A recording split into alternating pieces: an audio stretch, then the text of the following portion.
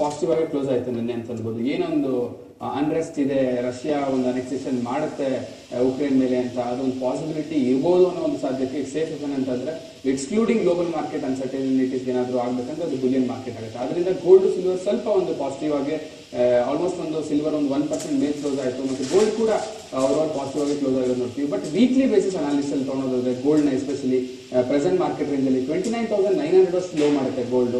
ಅದಾದ್ಮೇಲಿಂದ ಒಂದು ಹೈಯೆಸ್ಟ್ ಒಂದು 30,540 ಮಾಡುತ್ತೆ. ಅದಕ್ಕಿಂತ ಜಾಸ್ತಿ ಗೋಲ್ಡ್ ಮೇಲೆ ಹೋಗಿರೋದಿಲ್ಲ. ಸೊ ಈ ವಾರದಲ್ಲಿ ಯಾರು ಟ್ರೇಡ್ ಮಾಡ್ಬೇಕಂತಿದ್ರೆ ಗೋಲ್ಡಲ್ಲಿ ಎಸ್ಪೆಷಲಿ ಅವರೊಂದು 29,850 ಲೆವೆಲ್ ಆಫ್ ಸಪೋರ್ಟ್ ಇಟ್ಕೊಳ್ಳಿ ಅಂತ ಹೇಳ್ತೀವಿ.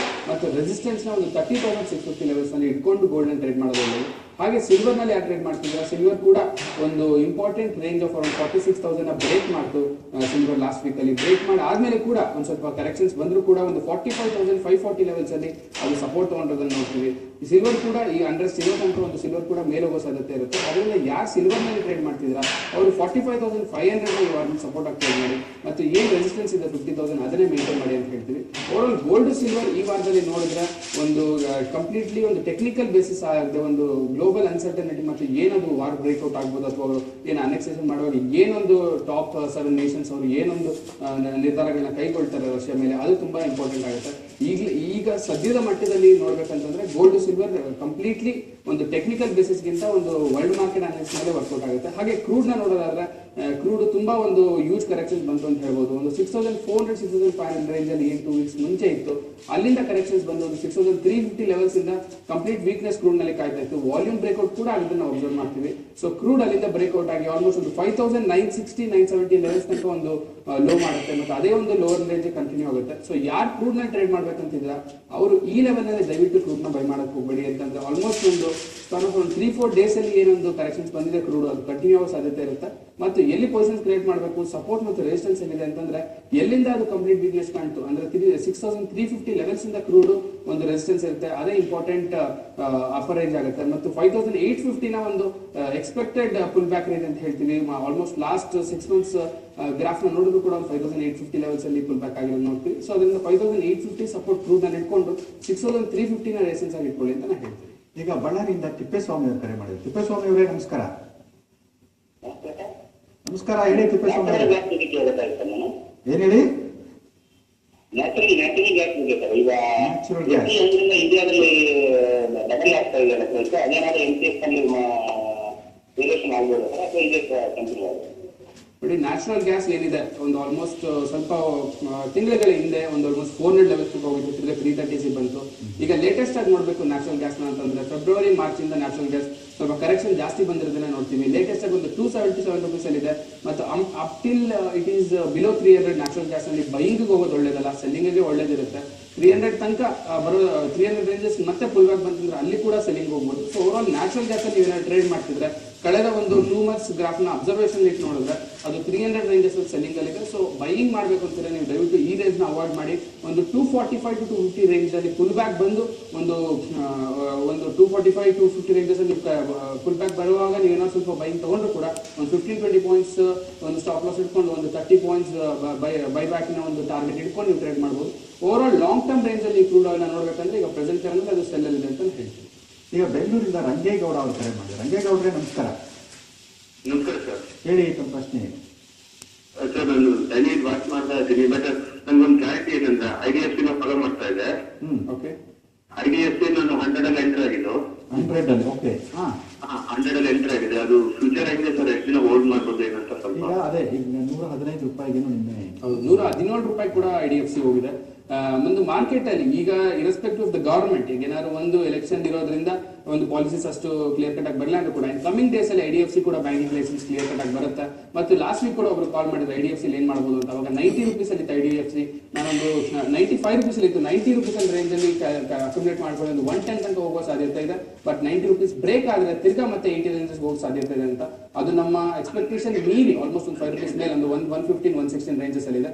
ಈಗ ಏನಾಗಿದೆ ಅಂದ್ರೆ ಮಾರ್ಕೆಟ್ ಒಳ್ಳೆಯ ಒಂದು ರೇಂಜ್ ಅಲ್ಲಿ ಇರೋದ್ರಿಂದ ಲಾಸ್ಟ್ 2 ವೀಕ್ಸ್ ಅಲ್ಲೇ ಮಾರ್ಕೆಟ್ ತಿರ್ಗಾ ಒಂದು 300 ಪಾಯಿಂಟ್ಸ್ ಮೇಲೆ ಹೋಗಿರೋದ್ರಿಂದ ಯಾವ್ದಾವ್ದೊಂದು ಒಳ್ಳೆಯ ಸೆಕ್ಟರ್ ಸೇರಿತ್ತು, ಒಂದು ಫ್ಯೂಚರ್ ಎಕ್ಸ್ಪೆಕ್ಟೇಷನ್ ಜಾಸ್ತಿ ಇದೆ, ಅವೆಲ್ಲ ಶೇರ್ಸ್ ಮೇಲೆ ಹೋಗೋದನ್ನ ನಾವು ಅಬ್ಸರ್ವ್ ಮಾಡಿದ್ವಿ. ಅದ್ರಲ್ಲಿ ಒನ್ ಆಫ್ ಇಟ್ ಅಂದ್ರೆ IDFC ಆಗುತ್ತೆ.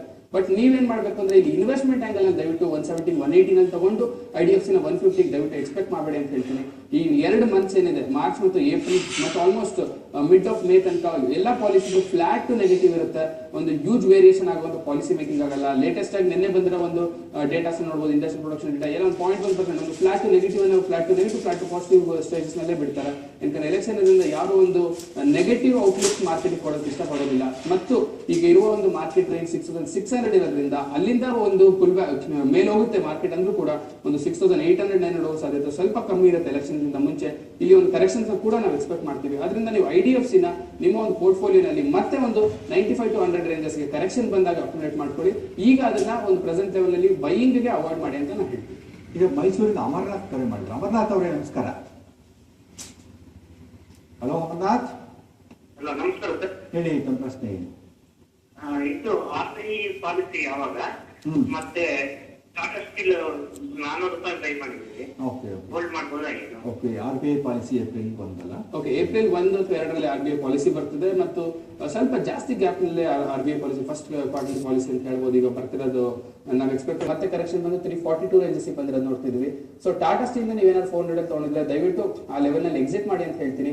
ಮತ್ತು ನೀವು ನೆಕ್ಸ್ಟ್ ಟೈಮ್ ಏನಾದ್ರು ಅಕ್ಯುಮುಲೇಟ್ ಮಾಡಿದ್ರೆ ಮೊದಲು ಮನಿ ಮ್ಯಾನೇಜ್ಮೆಂಟ್ ಸ್ಟ್ರಾಟಜಿ ರೂಲ್ಸ್ ನ ದಯವಿಟ್ಟು ಫಾಲೋ ಮಾಡಿ. ಒಂದು 10% ಒಂದು ಯೂನಿವರ್ಸಲ್ ಸ್ಟಾಪ್ ಲಾಸ್ ತರ ಇಡಿ. ಅದೇನಾದ್ರು ಎಕ್ಸಿಟ್ ಆದ್ರೆ ನೀವು ದಯವಿಟ್ಟು ಬೇರೆ ಯಾವ್ದಾದ್ರು ಒಂದು ಪೊಸಿಷನ್ ನ ತಗೊಳಕ್ಕೆ ಇಷ್ಟಪಡಿ. ಮತ್ತು ಈಗ ನೀವೇನೋ ಟಾಟಾ ಸ್ಟೀಲ್ ನ ಅಬ್ಸರ್ವೇಷನ್ ತಗೊಂಡ್ರೆ ಮೊದಲನೇ ರೆಸಿಸ್ಟೆನ್ಸ್ ಟಾಟಾ ಸ್ಟೀಲ್ ಗೆ ಒಂದು 375 ಇದೆ. 375 ಬ್ರೇಕ್ ಆದ್ರೆ ನೆಕ್ಸ್ಟ್ ರೆಸಿಸ್ಟೆನ್ಸ್ 400 ಇದೆ.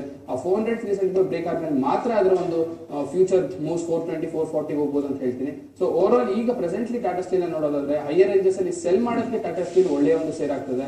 ಒಂದು 370 ರೇಂಜಸ್ ಸೆಲ್ ಮಾಡಿದ್ರೆ ತಿರ್ಗಾ ಒಂದು 340 ರೇಂಜಸ್ ಗೆ ಬಂದು ಒಳ್ಳೆಯ ಒಂದು ಸಪೋರ್ಟ್ ಸಿಗ್ತದೆ. ಸೊ ಅದರಿಂದ ನೀವು ಟಾಟಾ ಸ್ಟೀಲ್ ಏನಾದ್ರು ತಗೊಂಡಿದ್ರೆ 340 ಬಿಲೋ ಬ್ರೇಕ್ ಆಗಿದ ತಕ್ಷಣ ಅದನ್ನ ನೀವು ಎಕ್ಸಿಟ್ ಮಾಡೋದೇ ಒಳ್ಳೇದು ಅಂತ ನಾನು ಹೇಳ್ತೀನಿ. ಈಗ ಒಂದು ವಿರಾಮದ ನಂತರ ಮತ್ತೆ ಷೇರುಪೇಟೆ ಕಾರ್ಯಕ್ರಮ ಮುಂದುವರಿ. ಹೇಳಿ ಸತೀಶ್. ಹೇಳಿ ಸತೀಶ್. ಫಿಸಿಕಲ್ ಶೇರ್ಸ್ ಇದೆ, ಯಾವುದು? ಫಿಸಿಕಲ್ ಶೇರ್ಸ್ ಇದೆ, ಶೇರ್ ಸರ್ಟಿಫಿಕೇಟ್ ಫಿಸಿಕಲ್ ಇದೆ. ಓಕೆ. ಈಗ ಜಿಲ್ಲಾ ಸ್ಟಾಕ್ ಎಕ್ಸ್ಚೇಂಜ್ ಕ್ಲೋಸ್ ಆಗಿದ್ದರಿಂದ ಪರ್ಸೆಂಟ್ ಟ್ರಾನ್ಸ್ಫರ್ ಆಗಬೇಕಾಗಿದೆ. ಅದಕ್ಕೆ ಫ್ರಾಂಕಿಂಗ್ ಅದೆಲ್ಲ ಬೆಂಗಳೂರು ಎಕ್ಸ್ಚೇಂಜ್ ನಡೀತಿತ್ತು. ಈಗ ಅದಕ್ಕೆ ಹೇಳ್ತಾರೆ ಇಲ್ಲ ಅಂತಾರಲ್ಲ, ಬೇರೆ ಎಲ್ಲಿ ಮಾಡ್ತಾರೆ ಅಂತ. ನೋಡಿ, ಈಗ ಫಿಸಿಕಲ್ ಫಾರ್ಮಲ್ ಶೇರ್ಸ್ ಯಾವುದೇ ಇದ್ರು ಎಕ್ಸ್ಕ್ಲೂಡಿಂಗ್ ಯಾವುದೋ ಒಂದು ಈಗ ಡಿಲಿಸ್ಟ್ ಆಗಿರೋ ಒಂದು ಶೇರ್ಸ್ ನ ಬಿಟ್ಟು ಯಾವುದೋ ಒಂದು ಶೇರ್ಸ್ ಇದ್ರೂ ಕೂಡ ಅದನ್ನ ಯಾವುದೋ ಒಂದು ರಿಜಿಸ್ಟರ್ಡ್ ಬ್ರೋಕರ್ ಹತ್ರ ತಗೊಂಡೋದ್ರೆ ಅವರು ಆ ಎಕ್ಸ್ಚೇಂಜ್ ಅಲ್ಲಿ ಅದು ಟ್ರೇಡ್ ಆಗ್ತಿದ್ರೆ ಅದನ್ನ ಡಿಮ್ಯಾಟಲೈಸ್ ಫಾರ್ಮ್ ಗೆ ಖಂಡಿತ ಕನ್ವರ್ಟ್ ಮಾಡ್ಕೊಡ್ತಾರೆ. ನೀವೇನ್ ಮಾಡ್ಬೇಕು ಅಂದ್ರೆ ಯಾರಾದ್ರೂ ಒಬ್ರು ರಿಜಿಸ್ಟರ್ಡ್ ಬ್ರೋಕರ್ ಹತ್ರ ಹೋಗ್ಬೇಕಾಗುತ್ತೆ. ಹೋಗ್ಬಿಟ್ಟು ನೀವು ಏನ್ ಶೇರ್ಸ್ ನ ತಗೊಂಡಿದ್ರ ಅದರ ಒಂದು ಫಿಸಿಕಲ್ ಫಾರ್ಮ್ ಸರ್ಟಿಫಿಕೇಟ್ಸ್ ಇದ್ರೆ ಸಾಕು. ಅದ್ರ ಜೊತೆಗೆ ಅದರ ಒಂದು ಪ್ರೊಸೀಜರಲ್ ಫಾರ್ಮ್ ಇರುತ್ತೆ ಮತ್ತೆ ಅವರು ಮಿನಿಮಲ್ ಬ್ರೋಕರೇಜ್ ತಗೊಂತಾರೆ. ಟ್ರ್ಯಾಕಿಂಗ್ ಚಾರ್ಜಸ್ ಎಲ್ಲ ಅವರೇ ಮಾಡಿಸ್ಕೊಂಡೇ ಮಾಡ್ಕೊಡ್ತಾರೆ. ಸೊ ನಾನು ನಿಮ್ಗೆ ಹೇಳ್ತೀನಿ ಅಂತಂದ್ರೆ ಯಾರಾದ್ರೂ ರೆಜಿಸ್ಟರ್ಡ್ ರೆಪ್ಯೂಟೆಡ್ ಬ್ರೋಕಿಂಗ್ ಹೌಸ್ ಹೋಗ್ಬಿಟ್ಟು ಅಲ್ಲಿ ನಿಮ್ಮ ಒಂದು ಎಲ್ಲ ಒಂದು ಡೀಟೇಲ್ಸ್ ನ ಕೊಟ್ರೆ ಅವರು ಅದನ್ನ ಪ್ರೋಸೆಸ್ ಮಾಡ್ಕೊಡ್ತಾರೆ ಅಂತ ನಾನು ಹೇಳ್ತೀನಿ. ಈಗ ಮೈಸೂರಿನ ಚೆಲುವರಾಜ್ ಕರೆ ಮಾಡಿದ್ರು. ಚೆಲುವರಾಜ್ ಅವರೇ ನಮಸ್ಕಾರ. ಹಲೋ ನಮಸ್ಕಾರ. ಹೇಳಿ ತಮ್ಮ ಪ್ರಶ್ನೆ. ನಾವು 80 ರೂಪಾಯಿಗೆ ಪುಟ್ ತಗೊಂಡಿದೆ ಸರ್, 6400 ಕೊಟ್ಟು. ಓಕೆ, ಏನ್ ಮಾಡೋದು ಹೇಗೆ ಅಂತ ಕೇಳೋದು ಸರ್. ಓಕೆ, ನೀವು ಪುಟ್ ಆಪ್ಷನ್ ತಗೊಂಡಿದ್ರೆ ಈಗ ಪ್ರೆಸೆಂಟ್ಲಿ ಅದು ಎಷ್ಟಿದೆ ರೇಟ್ ಅಂತ ಹೇಳ್ತೀರಾ ನೀವು? ಸರ್ ಈಗ ಅದು 67 ಬಂದಿದೆ. ಓಕೆ, ನೋಡಿ, ನೀವು ತಗೊಂಡಿರುವ ರೇಂಜ್ 6400 ಆಗ್ತದೆ. ಈಗ ನಾವು ಮಿಡ್ ಆಫ್ ಮಾರ್ಚ್ ಅಲ್ಲಿ ಇದೀವಿ ಅಂದ್ರೆ ಈಗ ಏನಾಗ್ತದೆ ಅಂದ್ರೆ ಮಾರ್ಕೆಟ್ ಇನ್ನ ಪ್ರೀಮಿಯಂ ಸಿಂಕ್ ಆಗುವ ಒಂದು ಸಮಯ ನಿನ್ನೆ ಮೊನ್ನೆ ನೋಡಿದೀವಿ. ಸೈಡ್ ವೇಸ್ ಮಾರ್ಕೆಟ್ ಯಾವಾಗ ಆಗುತ್ತೆ, ಸೈಡ್ ವೇಸ್ ಡೇ ಅಂತ ಹೇಳ್ತೀವಿ, ಅವಾಗ ಇನ್ಸೈಡ್ ಡೇ ಅಂತ ಕರಿತೀವಿ. ಸೊ ಈ ತರ ಇನ್ಸೈಡ್ ಡೇಸ್ ಇದ್ದಾಗ, ಸೈಡ್ ವೇಸ್ ಮಾರ್ಕೆಟ್ ಇದ್ದಾಗ ಒಂದು ಆಪ್ಷನ್ ಟ್ರೇಡಿಂಗ್ ಏನಿರುತ್ತೆ ಅದು ತುಂಬಾ ರಿಸ್ಕಿ ಆಗಿರುತ್ತೆ. ಅಂತಂದ್ರೆ ನೀವು ತಗೊಂಡ್ರು 80 ರೂಪೀಸ್ ಇದ್ರೂ ಕೂಡ ಒಂದು 6500 ರೂಪಾಯಿ ಇದ್ದಾಗ ಏನಾದ್ರು 6400 ಆಪ್ಷನ್ ಪುಟ್ 6400 ಪುಟ್ ಆಪ್ಷನ್ ಏನಾದ್ರು 80 ರೂಪೀಸ್ ಇದ್ರೆ 6500 ರೂಪಾಯಿನಲ್ಲೇ ಮಾರ್ಕೆಟ್ ಇದ್ರೂ ಕೂಡ ಒಂದು 65-70 ರೂಪೀಸ್ಗೆ ಅದು ಪ್ರೀಮಿಯಂ ಸಿಂಕ್ ಆಗುತ್ತೆ. ಸೊ ಅದರಿಂದ ನಾನು ನಿಮ್ಗೆ ಏನ್ ಹೇಳ್ತೀನಿ ಅಂತಂದ್ರೆ ನೆಕ್ಸ್ಟ್ ಟೈಮ್ ನೀವು ಟ್ರೇಡ್ ಮಾಡುವಾಗ ಒಂದು ಯಾವುದೇ ಒಂದು ಸ್ಟ್ರಾಟಜಿ ಪ್ರಕಾರ ನೋಡಿದ್ರು ಆಪ್ಷನ್ಸ್ ಟ್ರೇಡಿಂಗ್ ನಲ್ಲಿ ಮಿನಿಮಲ್ ಟ್ರೇಡಿಂಗ್, ಒಂದು ಹೆಡ್ಜಿಂಗ್, ಆ ರೀತಿ ಒಂದು ಆಪ್ಷನ್ಸ್ ಹೆಲ್ಪ್ ಆಗುತ್ತೆ ಬಿಟ್ರೆ ಒಂದು ಯೂನಿವರ್ಸಲಿ ಒಂದು ಕನ್ಸರ್ವೇಟಿವ್ ಆಗಿ ಆಪ್ಷನ್ ಟ್ರೇಡಿಂಗ್ ಒಳ್ಳೇದಾಗೋದಿಲ್ಲ.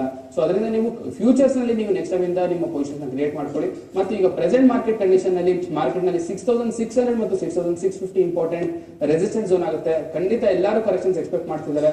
ನಾವು ಕೂಡ ಕರೆಕ್ಷನ್ ಬರುತ್ತೆ ಅಂತಾನೆ ಕಾಯ್ತಿದೀವಿ. ಬಟ್ ಯಾವಾಗ ಬರುತ್ತೆ ಅಂತ ಖಂಡಿತ ಹೇಳಕ್ಕಾಗಲ್ಲ. ಯಾಕಂದ್ರೆ ಒಂದು ಮಾರ್ಕೆಟ್ ನಲ್ಲಿ ಕರೆಕ್ಷನ್ಸ್ ಈ ಸಲ ಬಂದಾಗ 150 ಪಾಯಿಂಟ್ಸ್ ಕೆಳಗಡೆ ಬರುತ್ತೆ ಮತ್ತು 6400 ಇಂಪಾರ್ಟೆಂಟ್ ಸಪೋರ್ಟ್ ಇರುತ್ತೆ. ಸೊ ಅದರಿಂದ ನಾನು ನಿಮ್ಗೆ ಏನ್ ಹೇಳ್ತೀನಿ, ನೀವು ಒಂದು ಸ್ಟ್ರಿಕ್ಟ್ ಸ್ಟಾಪ್ ಲಾಸ್ ಒಂದು 50 ರೂಪೀಸ್ ಇಟ್ಕೊಂಡು ಟ್ರೇಡ್ ಮಾಡಿ. ಮತ್ತೆ ಅದೇನಾದ್ರು ಬ್ರೇಕ್ಔಟ್ ಆದ್ರೆ ನೀವು ತಿರ್ಗಾ ಏನಾದ್ರು 6400 ಪುಟ್ ನ ನೀವೇನಾದ್ರು ತಗೋಬೇಕಂತಿದ್ರೆ ಅದ್ರ ಬದಲಾಗಿ ಒಂದು ಫ್ಯೂಚರ್ಸ್ ಅಲ್ಲಿ 6600 6620 ರೇಂಜಸ್ ನಲ್ಲಿ ಡೈರೆಕ್ಟ್ ನಿಫ್ಟಿ ಫ್ಯೂಚರ್ಸ್ ನ ಶಾರ್ಟ್ ಮಾಡಕ್ ಟ್ರೈ ಮಾಡಿ ಅಂತ ನಾನು ಹೇಳ್ತೀನಿ. ಈಗ ಬೆಂಗಳೂರಿಂದ ನಂಜುಂಡಯ್ಯ ಅವ್ರು ಕರೆ ಮಾಡಿ. ನಂಜುಂಡಯ್ಯ ಅವರೇ ನಮಸ್ಕಾರ. ನಮಸ್ಕಾರ. ನಾನು DLF ಮತ್ತೆ ಸಿಂಟೆಕ್ಸ್ ಸೈಲ್ 3 ತಗೊಂಡಿದ್ದೀನಿ ಸರ್. ಯಾವ ರೇಟಲ್ಲಿ DLF? DLF 69 ರೂಪಾಯಿ 30 ಪೈಸೆ, 172 ರೂಪಾಯಿ 20 ಪೈಸೆ ತಗೊಂಡಿದ್ದೀನಿ. ಓಕೆ, 172 ರೂಪಾಯಿ DLF ತಗೊಂಡಿದ್ದಾರೆ. ಸಿಂಟೆಕ್ಸ್ ನೀವು ಯಾವ ರೇಟ್ ತಗೊಂಡಿದ್ದೀರಾ? 46 ರೂಪಾಯಿ 5 ಪೈಸೆ ತಗೊಂಡಿದ್ದೀನಿ. ಓಕೆ, ನೋಡಿ ನೀವು DLF 170 ರೂಪಾಯಿ ತಗೊಂಡಿರ್ತೀರಾ. ಮೊನ್ನೆ DLF ನಲ್ಲಿ ಒಂದು ಒಳ್ಳೆಯ ಒಂದು ವಾಲ್ಯೂಮ್ ನೋಡಿದ್ವಿ, ಪ್ಯೂರ್ಲಿ ಟೆಕ್ನಿಕಲ್ ಬೇಸ್ ಅಲ್ಲಿ ಅಷ್ಟೇ. ಆಲ್ಮೋಸ್ಟ್ ಒಂದು 170 to 173 ರುಪೀಸ್ ಅಲ್ಲಿ ಇದೆ DLF, ಒಂದು 187 ರುಪೀಸ್ ತನಕ ಹೋಗ್ತದೆ. ಮತ್ತು ಈಗ ಅದೇ ರೇಂಜಸ್ ನಲ್ಲಿ ಮೇಂಟೈನ್ ಆಗ್ತದೆ DLF. ಮತ್ತೆ ನೀವು ಏನಾದ್ರೂ ಈಗ ಪ್ರೆಸೆಂಟ್ ಲೆವೆಲ್ ನಲ್ಲಿ DLF ನ ಏನ್ ಮಾಡ್ಬೇಕಂದ್ರೆ ನಾವು ಕಂಟಿನ್ಯೂ ಮಾಡಿ ಹೋಲ್ಡ್ ಮಾಡಕ್ಕೆ ಅಂತ ಹೇಳ್ತೀವಿ. ಬಟ್ ಇದು ಕಂಪ್ಲೀಟ್ಲಿ ಶಾರ್ಟ್ ಟರ್ಮ್ ಬೇಸ್ ಅಲ್ಲಿ ನಾನು ಹೇಳ್ತಿರೋದು. ಇನ್ವೆಸ್ಟ್ಮೆಂಟ್ ಆಂಗಲ್ ನಲ್ಲಿ DLF ಸ್ವಲ್ಪ ದಿನದಿಂದ ಆಲ್ಮೋಸ್ಟ್ 2 ವೀಕ್ಸ್ ಇಂದ ಕೆಲವರು ಕಾಲ್ ಮಾಡಿ ಕೇಳಿದ್ರು. ಅವಾಗ ಒಂದು 140, 150 ರೇಂಜಸ್ ಅಲ್ಲಿ ಟ್ರೇಡ್ ಆಗ್ತಿತ್ತು DLF. ಅವಾಗ ನಾವು ಅದನ್ನ ಅಕ್ಯುಮುಲೇಟ್ ಮಾಡಿ ಇನ್ವೆಸ್ಟ್ಮೆಂಟ್ ಆಂಗಲ್ ಅಕ್ಯುಮುಲೇಟ್ ಮಾಡಿ ಒಂದು 20 to 30 ರುಪೀಸ್ ಅಥವಾ 20% ಅಪ್ರಿಸಿಯೇಷನ್ ಆಗುತ್ತೆ ಅಂತ ಹೇಳಿದ್ವಿ. ಅದೇ ರೀತಿ DLF ಮೇಲ್ ಬಂದಿರೋದನ್ನ ನಾವು ನೋಡ್ತೀವಿ.